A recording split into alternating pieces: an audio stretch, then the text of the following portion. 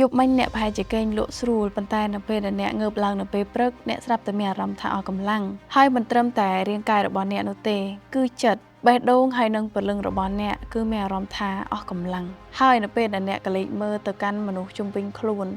គឺគេកំពុងតែសើចអរសប្បាយជាមួយនឹងជីវិតរបស់ពួកគេពីព្រោះមានមនុស្សជុំវិញពិភពលោកជាច្រើនដែលបានជួបរឿងមួយនេះហើយពួកគេកំពុងតែរងទុក្ខដោយស្ងៀមស្ងាត់ពីព្រោះថាជំងឺនេះគឺយើងមិនអាចមើលវាឃើញនោះទេជំងឺបាក់ទឹកចិត្តត្រូវបានគេស្គាល់ថាជាជំងឺបាក់ទឹកចិត្តធ្ងន់ធ្ងរគឺវាជាស្ថានភាពតាក់ទងទៅនឹងសុខភាពផ្លូវចិត្តរបស់យើងនៅពេលដែលចិត្តរបស់យើងមានបញ្ហា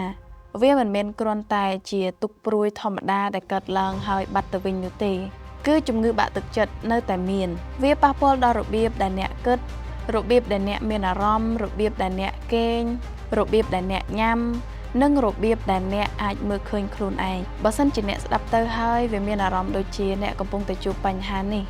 អ្នកប្រហែលជាមិនគ្រាន់តែអស់កម្លាំងនោះទេគឺអ្នកកំពុងតែប្រឈមមុខជាមួយនឹងជំងឺបាក់ទឹកចិត្តវាដូចជាចិត្តដែលកំពុងតែជាប់គាំងនៅក្នុងភាពងងឹតសូម្បីតែពេលព្រះអាទិត្យរះខាងក្រៅក៏ដោយក៏យើងនៅតែមានអារម្មណ៍ថាជីវិតរបស់យើងងងឹតស៊ូនស៊ុងយើងសាកស្រមៃមើលបើសិនជាយើងស្ពាយសង្ពាយមួយដែលធ្ងន់ជារៀងរាល់ថ្ងៃត្រឹមតែថ្ងៃដំបូងគឺមិនអីនោះទេប៉ុន្តែនៅពេលដែលយើងស្ពាយសង្ពាយដល់ធ្ងន់ជារៀងរាល់ថ្ងៃគឺពិតប្រាកដណាស់វាមិនល្អនោះទេហើយនៅក្នុងសម្ពាធដែលយើងកំពុងតែស្ពាយគឺមានភាពតានតឹងបរាជ័យសម្ពាធការប្រៀបធៀបហើយនឹងភាពឯកាហើយពីមួយថ្ងៃទៅមួយថ្ងៃគឺវាកាន់តែធ្ងន់ទៅ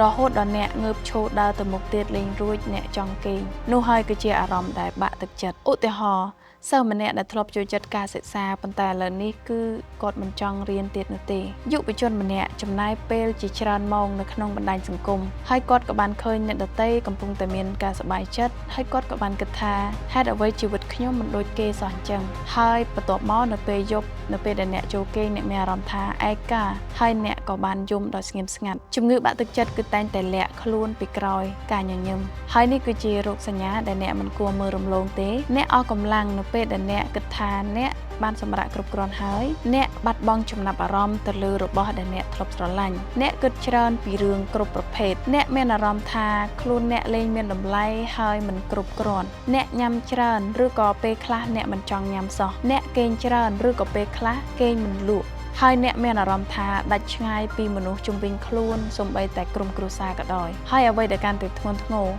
អ្នកនឹងចាប់ផ្ដើមមានអារម្មណ៍ថាតើយើងរស់ដើម្បីអ្វីនោះហើយគឺបញ្ជាក់ថាអ្នកកំពុងតែមានបញ្ហាបាក់ទឹកចិត្តបើសិនជាអ្នកមានបញ្ហានេះអ្នកអាចនឹងរកនរណាម្នាក់ដែលយើងអាចបញ្ចេញបញ្ហារបស់យើងនិយាយប្រាប់មនុស្សមួយនោះឲ្យគាត់ដឹងសូមយើងកុំលាក់ទុកនៅតែម្នាក់ឯង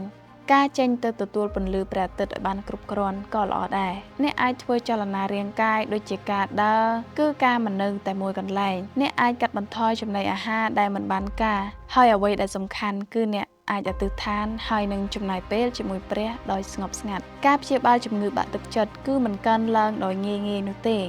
គឺវាបន្តិចម្ដងហើយអ្វីដែលអ្នកត្រូវចងចាំនោះគឺអ្នកមិននៅម្នាក់ឯងទេព្រះគឺមិនដែលចាក់ចោលអ្នកនៅពេលដែលអ្នកកំពុងតែជួបបញ្ហានោះទេហើយនៅក្នុងព្រះគម្ពីរម៉ាថាយចំពោះ11ខ28ក៏បានចែងថាអស់អ្នកដែលនឿយព្រួយហើយទុក្ខធ្ងន់អើយចូលមកឯខ្ញុំនឹងឲ្យអ្នករាល់គ្នាឈប់សម្រាកអ្នកអាចមានអារម្មណ៍ថាឯកាប៉ុន្តែមានមនុស្សម្នាក់ដែលមិនបោះបង់ចោលយើងទេបើសិនជាអ្នកកំពុងតែមើលវីដេអូនេះហើយអ្នកមានអារម្មណ៍ថាអ្នកកំពុងតែជួបបញ្ហាជំងឺបាក់ទឹកចិត្តអ្នកអាចឆាតមកកាន់ page របស់យើងនឹងអធិដ្ឋានជូនអ្នកទាំងអស់គ្នាហើយបើសិនជាអ្នកបានប្រទះឃើញនរណាម្នាក់ដែលកំពុងតែស្ងៀមស្ងាត់តែងតែមិនអីអ្នកទាំងអស់គ្នាអាចជួយសួរនាំហើយលើកទឹកចិត្តពីព្រោះអ្នកដែលរឹងមាំបំផុតគឺជាអ្នកដែលឈឺចាប់បំផុតអ្នកអាចនឹងក្លាយជាមនុស្សដែលជួយសង្គ្រោះមនុស្សម្នាក់បើសិនជាអ្នកជួយលើកទឹកចិត្តហើយឥឡូវនេះអ្នកខ្ញុំក៏មានតែប៉ុណ្ណេះអ្នកខ្ញុំសូមអរគុណនិងសូមព្រះប្រទានពរ